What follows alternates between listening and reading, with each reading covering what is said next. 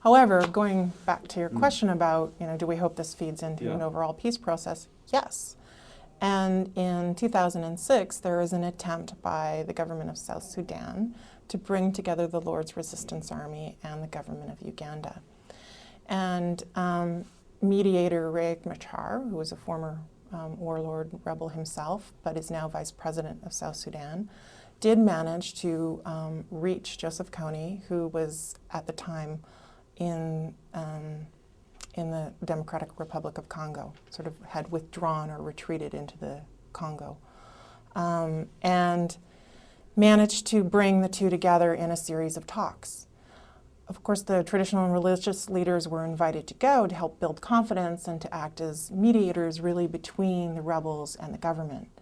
And because of our history and relationship together, they also asked myself and my team of researchers to accompany them and act as secretariat. So in July 2006, I was preparing to get married in August in Nova Scotia, and I received a call from the traditional leaders who asked me to join them on their first meeting with Joseph Kony and the High Command. And I had a very understanding husband who said, okay, I know this is important to you, go. Dropped everything, hopped on a plane, and 48 hours later, I found myself in the Democratic Republic of Congo with the traditional and religious leaders meeting the High Command. A phenomenal experience. One of those moments when you remember that question in ethics class, if you could go back and kill Hitler, would you?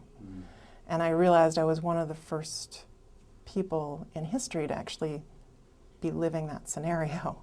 As I, reached out to shake Joseph Kony's hand, I thought, well, of course I can't kill the guy. He's surrounded by 200, personal escorts carrying, heavy machine guns.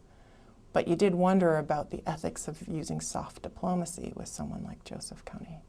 Whether you were deluding yourself into thinking you could talk him into releasing some of the children, which is a strategy we immediately tried. Or we could talk him into accepting to enter into a peace agreement that would require some degree of accountability with him, which is what our project was trying to do. I got married and immediately pregnant, so I never went back again to continue in the process, but my team did. And we met with them 3 times.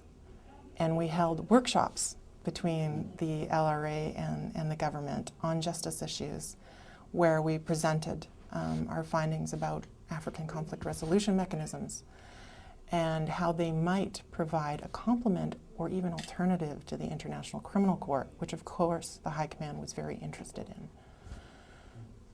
So we did that for 2 years. And it took a heavy toll on a lot of the people in my project. It really, heavy personal toll. You can imagine what it's like to try and work with these guys. And in the end, all of the agreements were in place, including one on accountability mechanisms. And Joseph Kony refused to show up and sign the deal. So to date, it's all left hanging in the air.